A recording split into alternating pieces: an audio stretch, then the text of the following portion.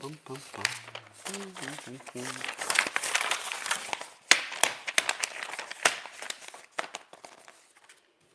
Hey, happy 2021.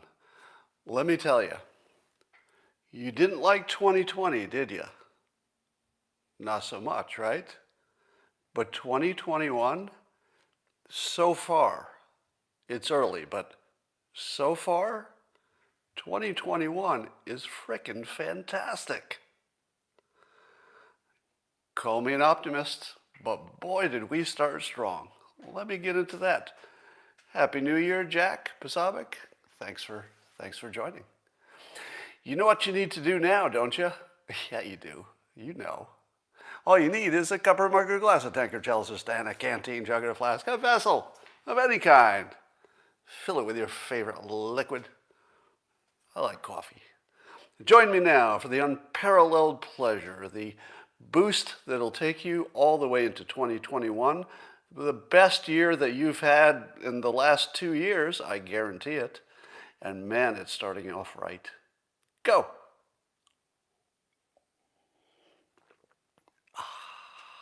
So far, I can honestly say I haven't had a problem this year. No, not a single problem in 2021 so far. Yeah. But let's talk about how awesome it is. First of all, have you noticed that Facebook is a festering cesspool of evil and bile? Well, I have. And I was trying to figure out why Facebook seems so horrible and Twitter, with all of its, rough edges, doesn't feel that way. And I finally figured it out, with a little pattern recognition. I was looking at, I have a Facebook account, but I don't use it too much. And I was looking at the comments there to me, and the comments on Facebook are, to me personally, telling me what a piece of crap I am. Now, of course, I get criticized as much or more than most humans who have ever lived, so I'm not bothered by the criticism. But what I notice is it's different. If you go over to Twitter, people will say some version of your idea is terrible, you're backing the wrong person, your policies are bad. And in my case, they almost always misinterpret my opinion before criticizing. But over on Facebook, it's just about me. It's not about my opinions. It's about me being a horrible piece of crap. And I'm thinking, is there something about Facebook that attracts the worst people in the world? I mean, I thought Twitter was pretty rugged, but man, Facebook is awful.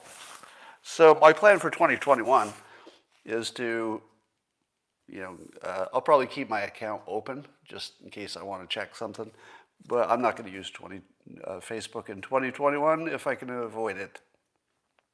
I tweeted this morning a lovely video of, there were some camera crews, a lot of reporters in Times Square last night, as you might imagine.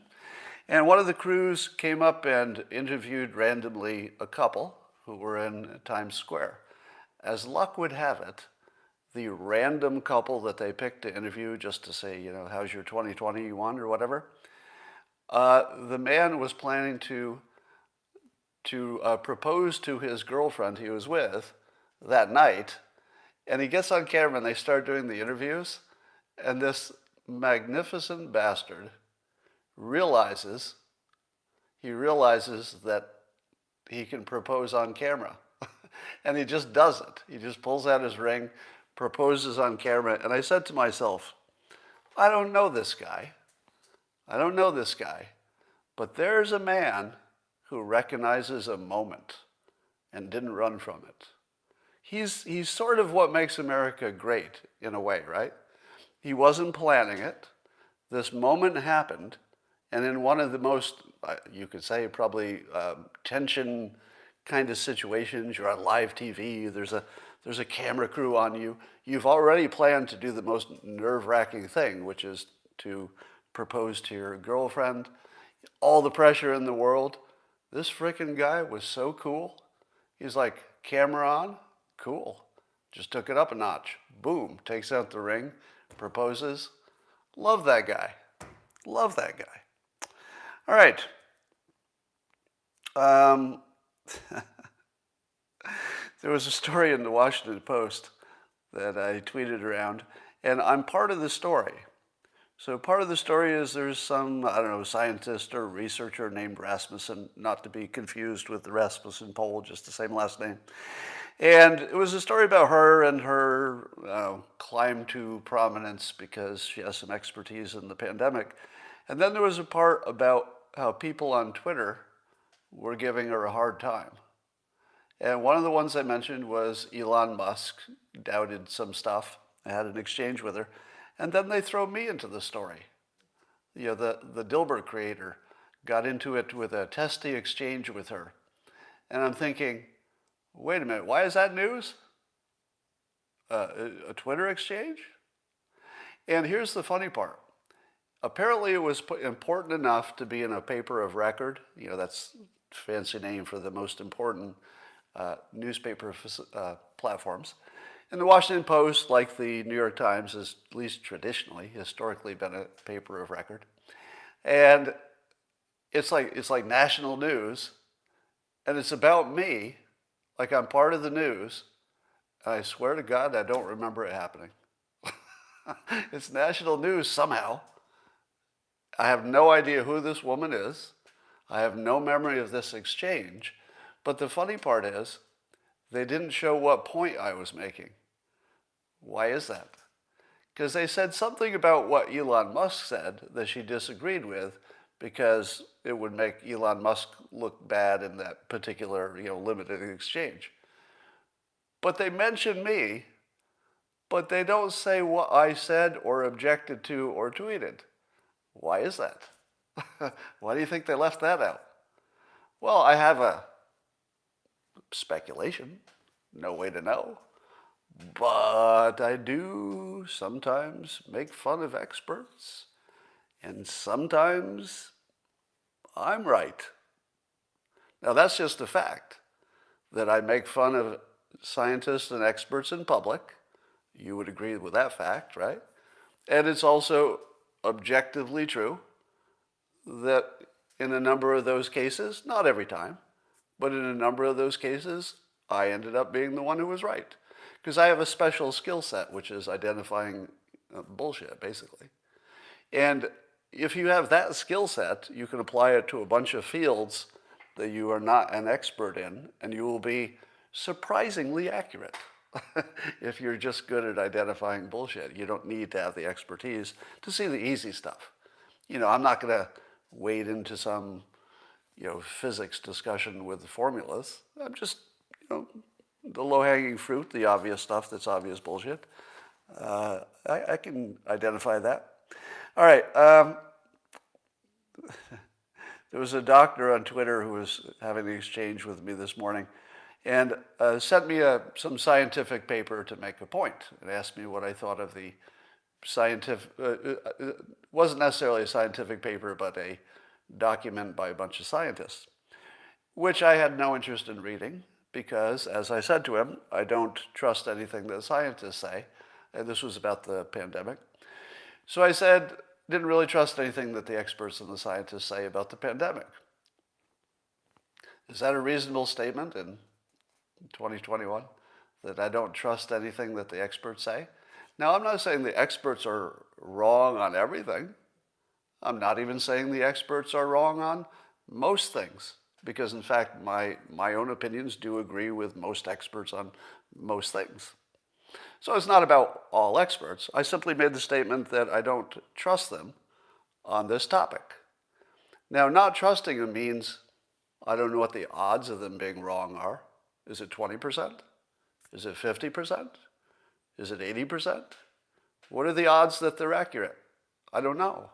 If I knew that the odds of them being right were, 95%, I'd say, oh, that's pretty good odds. I'm going to go with the 95% likelihood. But I can't put odds on this.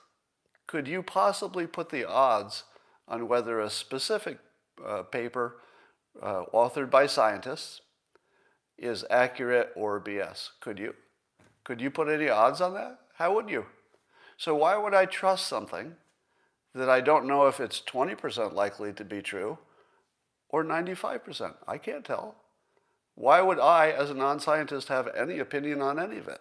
All I know is it's not credible, nor could it be.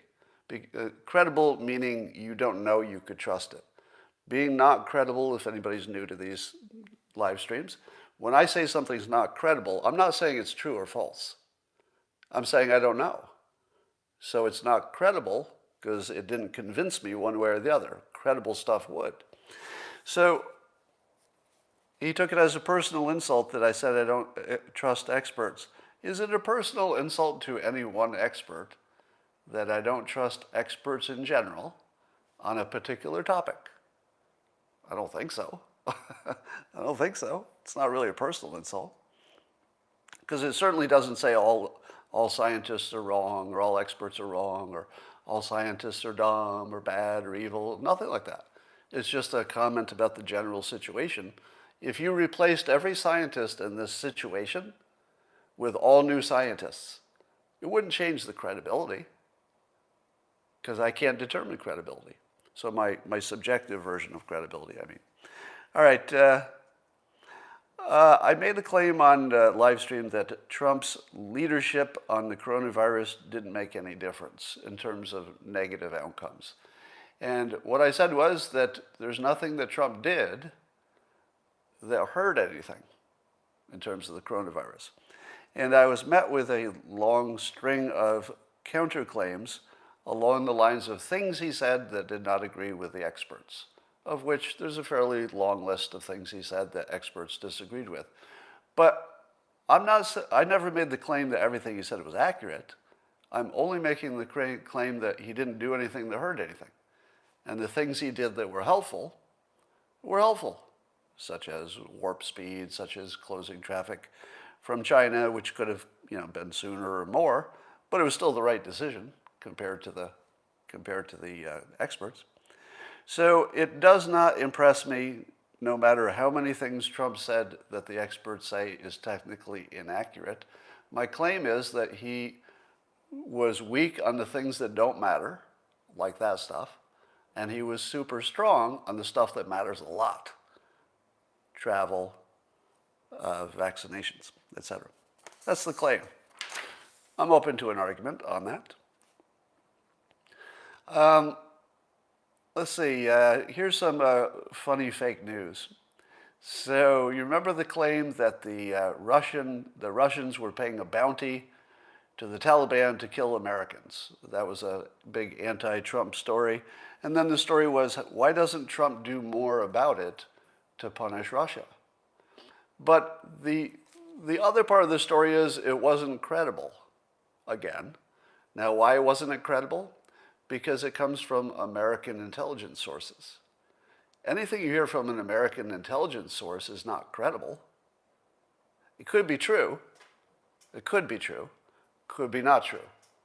But anything you hear from an intelligence agency, whether it's American or any other, it's not credible. You shouldn't automatically believe it.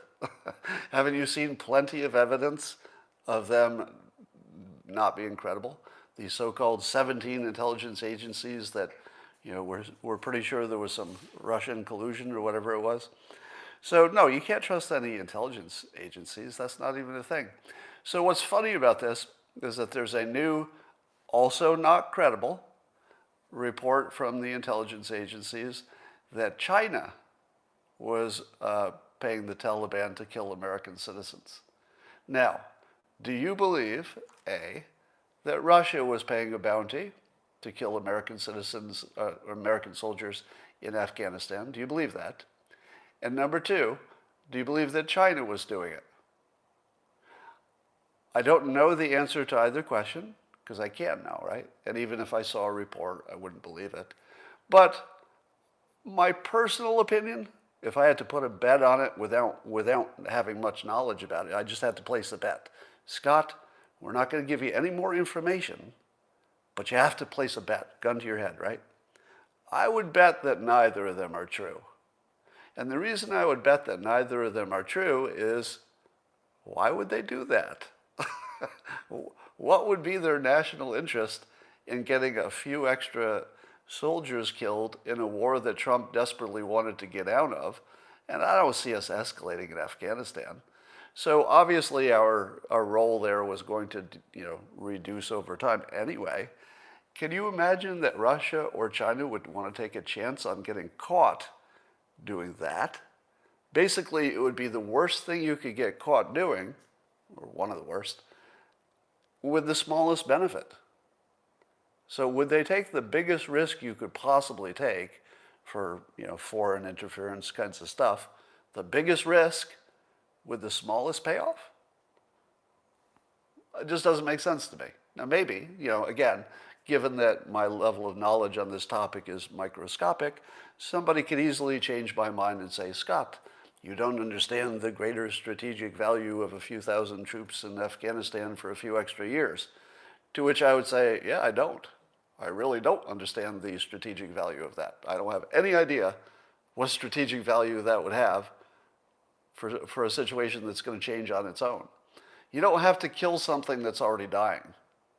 And I think China and Russia would have understood that. So here's the funny part. This probably fake news, could be true, but probably fake about Russia, handicapped Trump and was a huge burden to him because it reinforced the story that he was being, Putin's puppet. So Trump has humorously returned the favor. And that's the only way I see this, because he didn't really need to release this intelligence, right? I feel that he released this just as a big FU. I think it was just funny. And if you can't appreciate that this is funny, well, you don't understand Trump. Now, it probably has some usefulness because it's bad for the other team, right? And it paints them in a corner. But you can't overlook the fact that this is pretty funny, because it puts Biden in a position that Trump was in, also victimized by probably fake news, but using the same dynamic that you have to believe the intelligence community if you're the president. Because remember, Biden's the one who says believe the experts, right? Biden is the one who says believe the intelligence reports. So now Biden's in a trap. All of his consistent statements require him to go hard at China, and he can't. He can't. Because he's soft on China is almost his brand. And then there's the Hunter problem. So this story feeds into the Hunter Biden allegation so perfectly that I have this vision in my head of Trump hearing this news for the first time. We have these unconfirmed reports. We can't say for sure, but unconfirmed reports are telling us that China is paying the Taliban to kill U.S. troops. Can you imagine what Trump thought at that moment? Wait, say that again. We've got unconfirmed reports that China's paying Taliban to kill U.S. troops. Is this my best day ever? I feel like it's the best day ever. Let's put that out there. Let's just sort of put that out there. See what happens. I've got a feeling that Trump laughed out loud, at least privately, when he saw this story and he realized what he could do with it. I love that. All right, here's the favorite story of the day, and the reason you signed on to this live stream, and you're saying, what's taking you so long to get to this story? So Rudy Giuliani tweets this. He says, in a country with a free press, you would know, number one, the Georgia Senate Judiciary Committee issued a report demonstrating the vote was stolen from Trump. Number two, the vote was unanimous and bipartisan, Democrats and Republicans, to audit Fulton County's absentee ballots. And number three, to decertify Biden's win. Now, Rudy is making this claim that if we had a free press, I would have already known that. Guess what? I did not already know that. I did not know that. And I watch a lot of news. So I said to myself, well, surely, Rudy, if anything like this were true, that's going to be on CNN. I mean, the big news network, CNN, you've heard of them. They're in every airport. They're going to cover the story because this would be big. This would be a big deal. So I went to CNN. Nothing. Nothing. This actually is happening right in front of you. One of the biggest stories of all time. Of all time, if it's true, by the way. We'll talk about whether it's true. But the allegation, no, actually, I take that back. What Rudy is saying is just true, because there was a Senate Judiciary Committee that did this, and they did, they did want to decertify Biden. But remember, this is only the committee, so it's not, there's no official decertifying going on. It's just a committee. But that part's true. The committee did that, and it is bipartisan, and they did ask for an audit. Now, we don't know if the audit will find anything, because the way they audit may not be the way that you need to find things. But we'll see. So over at Fox News, it is mentioned. So Fox News did mention it. So if you're on the right, you saw the news. If you're on the left, nothing. Total blackout. But let's talk about the claim. And let me say this before I talk about the details. You all saw there was a computer expert who gave some testimony that was pretty credible and convincing. We haven't heard the other side, and you have to before you make a decision. But on its own, it was pretty darn convincing. I'll talk about it in a moment. But here's the thing that was making me laugh this morning. And I tweeted this, if the alleged election fraudsters, who the news has told us totally don't exist, all right? So if there are no election fraudsters, we've been told that by the news, so that must be true because the news said so. So, but the alleged ones, the allegations exist, so we'll talk about the allegations. If they exist, these election fraudsters, it feels like they made one mistake. One little mistake. You know what the mistake was? They got nerds interested. Never get nerds interested. Because if the nerds get interested, they're going to find your shit. It might take them a week. It might take them a month. It might take them 6 months. It might take them a year. It might take them 5 years. But the nerds, they're going to find your shit. They're going to find your shit. Because your big mistake was making them interested. Until they were interested, it was the perfect crime, right? Because you couldn't really detect it with, all of the allegations of this bunch of ballots did this, or these ballots were destroyed, or these were fake ballots. All of the ballot stuff always felt to me like, probably not. Probably just somebody saw something and misinterpreted it, probably. But once the nerd gets into the log file, and there's something that happened here that's way bigger than you quite realize. And I'm going to tell you what it is. And when you hear it for the first time, if you haven't already realized this, it's gigantic. It's invisible, and it's gigantic. And here's what it is. The reason that this alleged election fraud is so hard to get your hands on, so hard to prove it happened or didn't happen, so hard to make a case, is because, why? It's complicated. It's complicated. So that's reason number one. It's so complicated that the news can't report it right. The public is confusing all the different cases. We're not sure, did the courts really hear evidence, or did they just get dismissed for other reasons? So there's this giant fog of complexity and confusion, which allows the news to give you any narrative they want. Because if the facts are unclear, all you have is the narrative. And the official narrative is, yeah, look at all this fog, nothing to worry about. Nothing to worry about in all that fog. That's the narrative, right? But then the nerds got interested. The nerds got interested. And do you know what nerds can do? Well, they can do a lot of stuff. And by the way, if you're new to me, I'm the author of the Dilbert comic strip. I love engineers.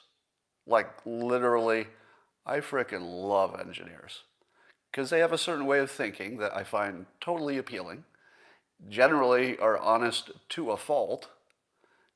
are incredibly skilled, driving the entire economic engine of the world, most important profession, and when I say engineers, I mean technical people more widely, most important people in the world who are not maybe medical and people and scientists.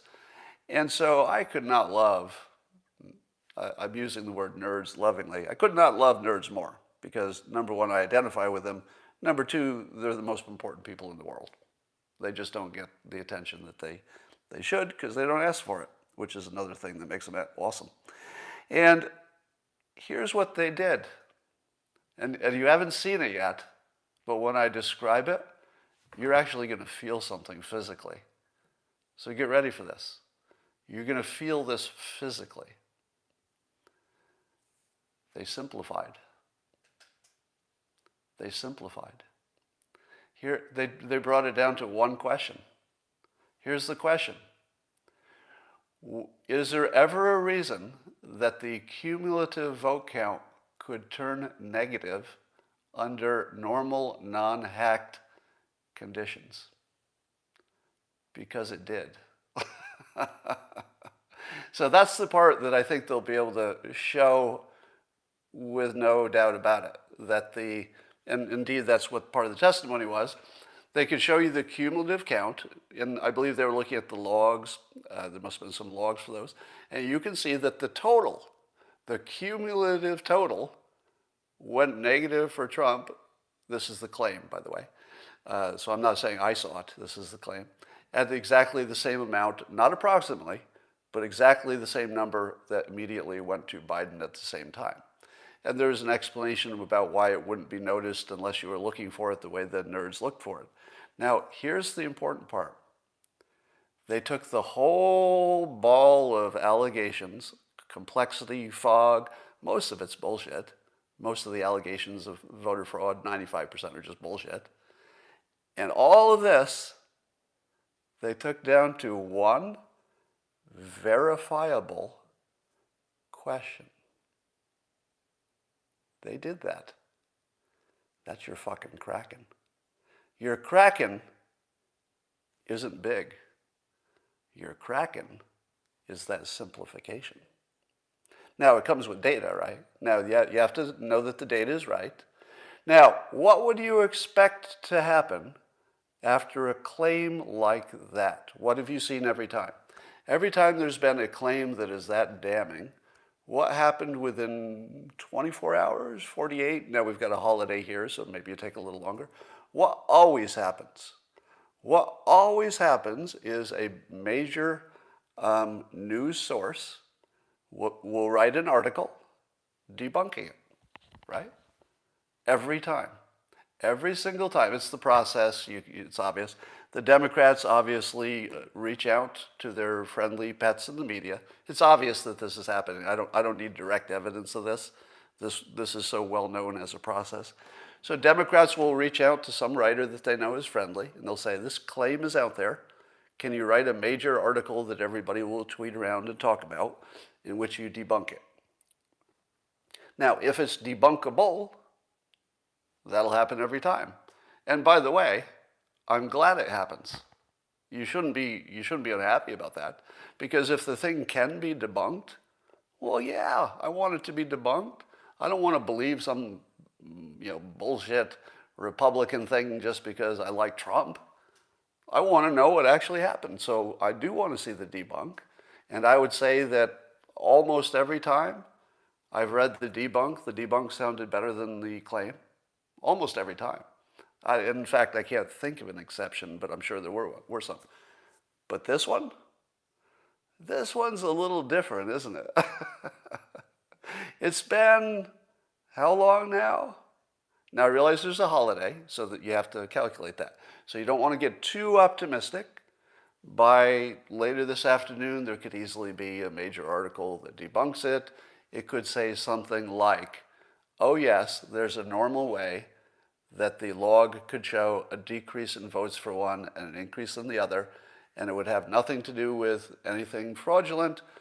Let us explain why this can happen, or, alternately, why you think it happened but you were looking at the data wrong.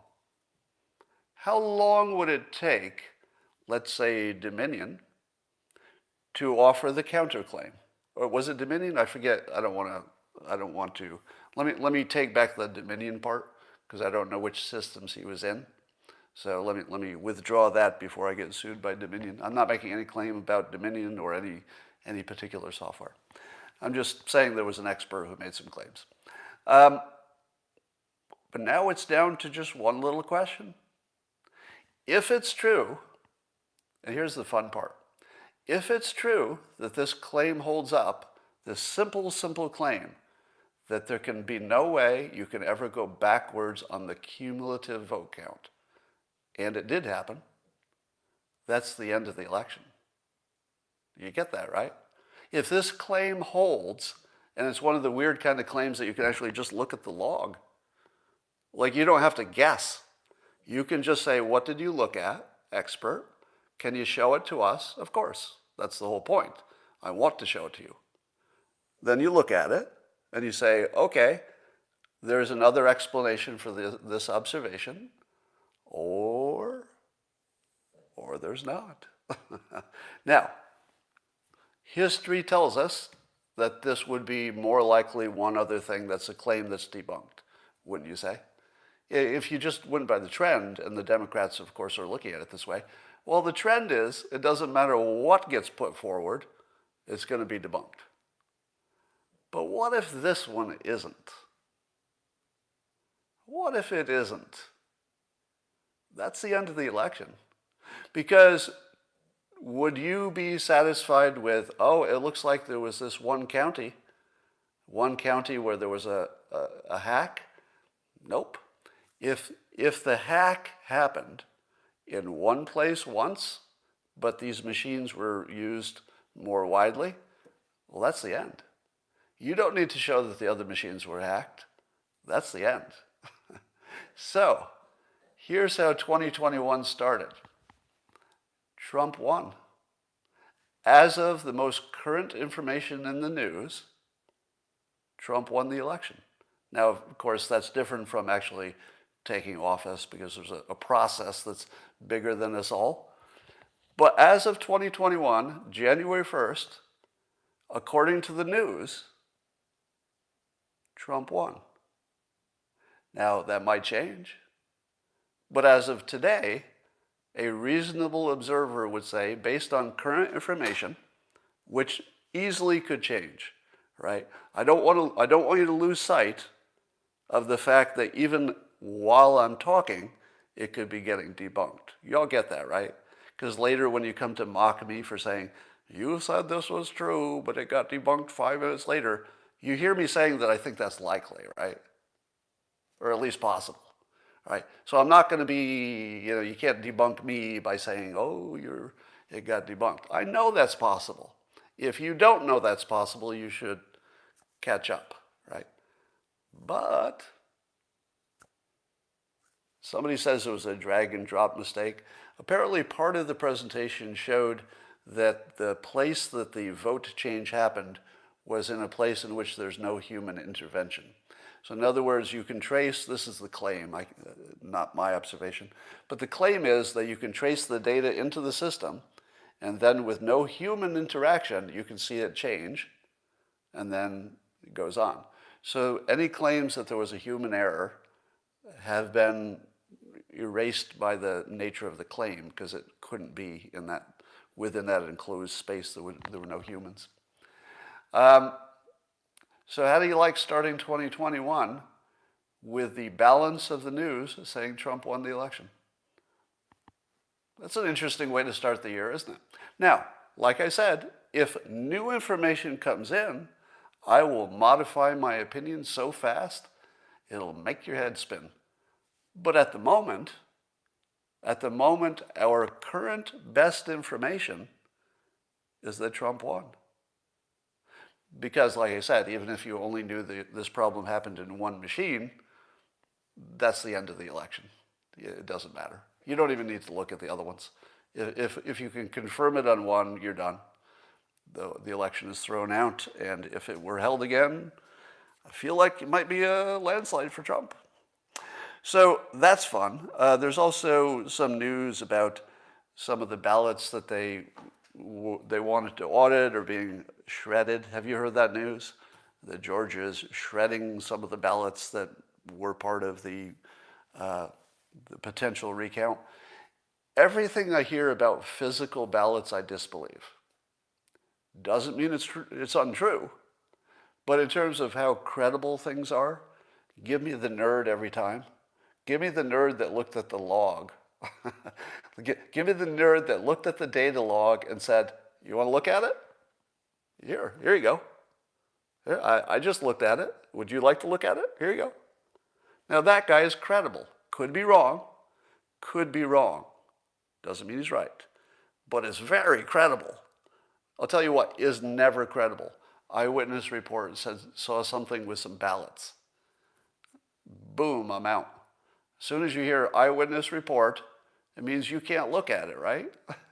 The nerd said, "Here you go. Here you go. You can look at this every way it can be looked at, every direction. It's all the same." But eyewitness report, no. Don't believe anything in the eyewitness reports. Some of them will be true, but you shouldn't believe them.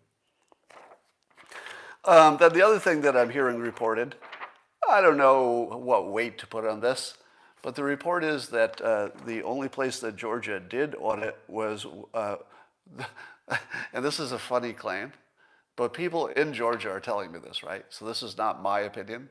They're saying that they audited the only honest county, and that everybody knows that's the only honest county.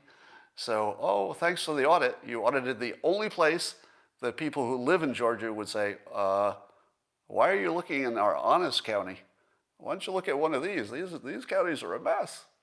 So I don't know. I would put small weight on that, but it's a fun claim. So specifically, they're saying that Cobb County was the honest county, and it's right next to Fulton County, but maybe Fulton County doesn't have quite the reputation. Now, I don't believe any of this story. It's just a fun story. And the reason I don't believe it is that I don't believe that there's a state that has different reputations for different counties. Is that even a thing? I've lived in 2 different states, and I can't think that I ever knew that one county was the bad one. So I'm not sure I'd put any weight on that story, but it's fun. Here's another story. Antifa rioted in Portland. It's almost like a rerun story. About 100 rioters, and wasn't covered on CNN. So CNN is making the protest disappear by not covering them. So it's going to look like Biden he fixed all that. Fox did cover it. So here are 2 stories that Fox covered, both of national interest, both important, both true in terms of, they reported what happened, not an interpretation of it. And it wasn't even covered on CNN, that I could, at least on their page. I don't know if they mentioned it on here. All right, here's the weirdest idea. Do you want a really good conspiracy theory to start off 2021? I got a good one. This is maybe the best conspiracy theory I've heard, so it's a good one to start the year. Let me tell you that I don't believe what I'm going to say, and you probably shouldn't either. This falls into the category of fun conspiracy theories that are almost certainly not true. If I had to put a weight on it, I'd say 2%. 2% likelihood of being true. Here it is. There's a component of green tea, and this is just something from the internet, right? So nothing too credible. There's a component in green tea that there is some science that shows that it might protect against coronavirus. Do you see it yet? So the conspiracy theory, again, I don't believe any of this, but it's a fun one, that China designed a virus that would work on people who don't drink green tea. Now, if you didn't know, pretty much everybody in China drinks green tea, pretty much all the time. It would be like doing it, the United States doing it for a coffee, right? You would get 90% of the people in the United States drink a caffeinated beverage of some sort. Now, if China built a super weapon that would kill you unless you drank green tea, It would be, yeah, somebody saying it's EGCG is the chemical within the green tea that is supposedly active. Now, if they did that, that would be the most evil thing I'd ever seen in my life. But suppose they had created this virus not to release it now, but to release it in case of, let's say, a worst case scenario for China. Let's say that China was, I don't know, under attack by other countries. I can't imagine it because they're a nuclear power. But imagine that China's really under attack, and it's the last thing that they can do, and they release this virus that affects everybody except green tea drinkers. And of course, they don't want to tell the Chinese public that it's the green tea that's protecting them, because then everybody would drink the green tea. And then if everybody drinks it, then it doesn't work. So you'd have to not tell your own public, just say, hey, have you had your green tea lately? You sure like that green tea? Now, of course, by any measure, that would kill 100 million people in China too. I'm just picking a number. But I can't imagine that the green tea protection wouldn't kill 100 million Chinese people if they just ignored the virus and didn't try to mitigate. So I don't think there's much of any chance that there's any reality to that, but damn, would that be clever if it were true. You may have heard that Dr. Drew has been diagnosed with the coronavirus. The irony of that is he was ready to get the vaccination. So he got the coronavirus right before he was up for the vaccination. And, he's a doctor, so, they get stuff first. And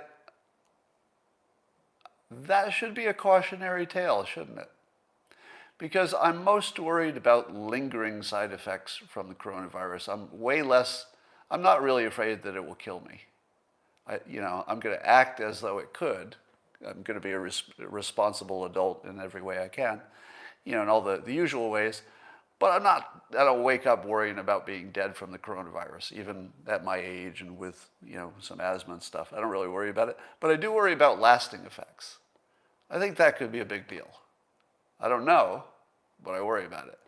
And so when you see somebody who is that close to getting the vaccination, but they got the virus instead, maybe that should tell you that you should be a little more cautious for a little bit longer, at least until you get the vaccination.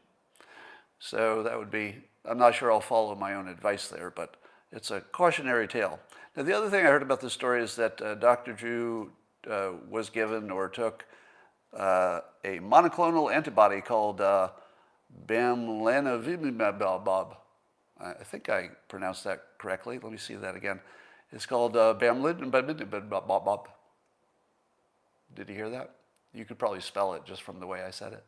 Yeah, that's probably not very close to the actual pronunciation, but it's not my fault. They come up with a name that you can't pronounce. That's not my fault at all. Now, this was only approved, this drug, in November. And I hadn't really heard of it. The first time I saw that name of it was in relationship to the Dr. Drew story.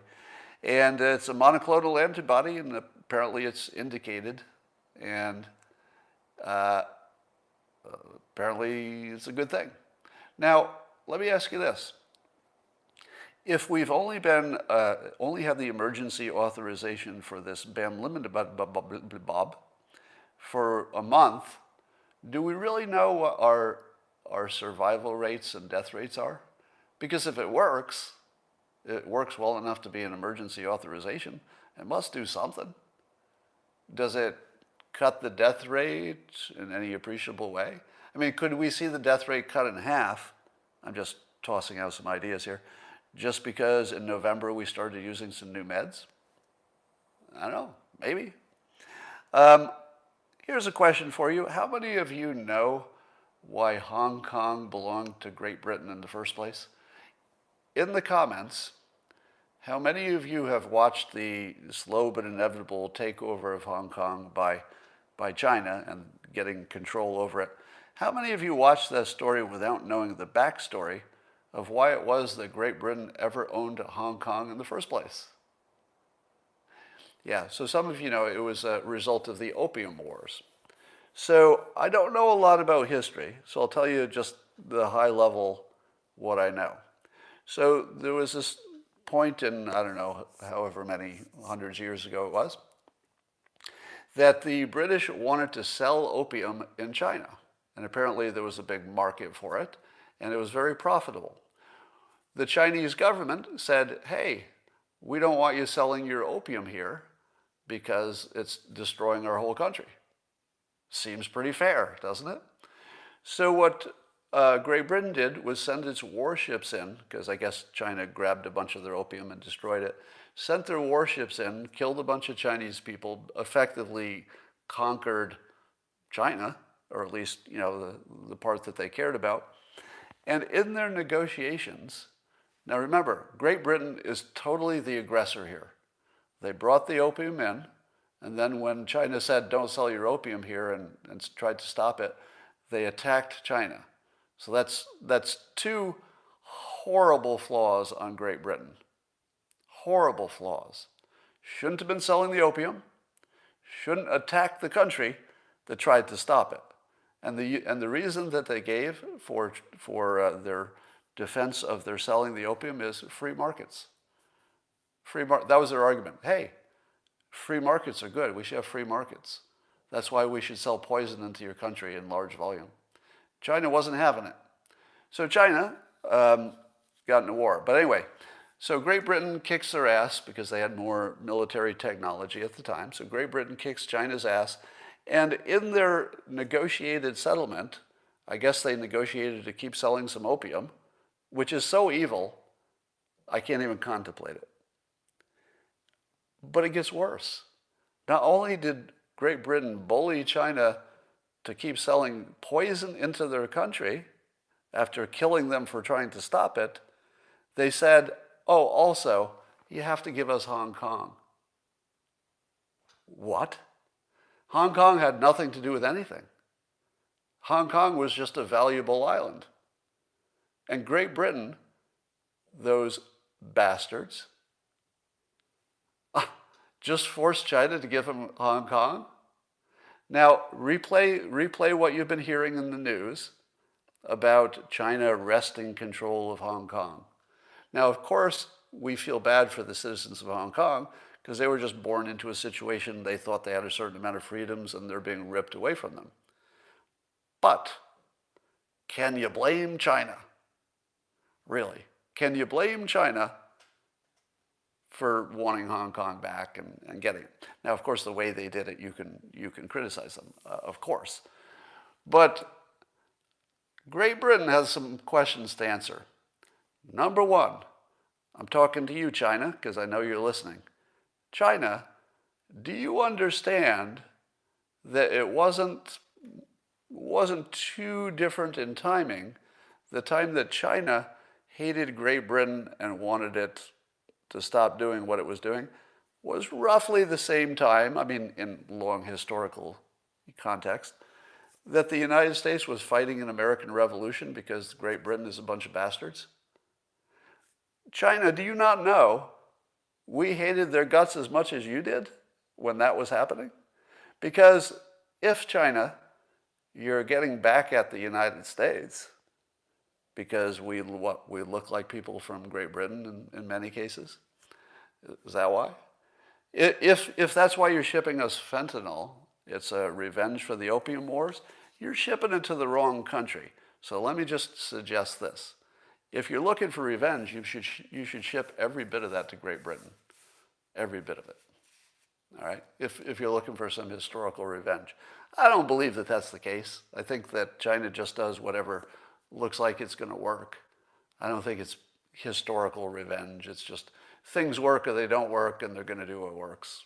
That's what I think. So, I don't know what this means, but in the comments somebody said, send it to Scotland, it won't make a dent there. I don't even know what that means, but it's funny. Send your fentanyl to Scotland, it won't make a dent. I have no idea what that means. It's still funny. All right, so it's good to have a little historical context on that. And that is my show for the day. One of the best, I think. Would you say it's my best live stream of the entire year so far? Yeah, I think so.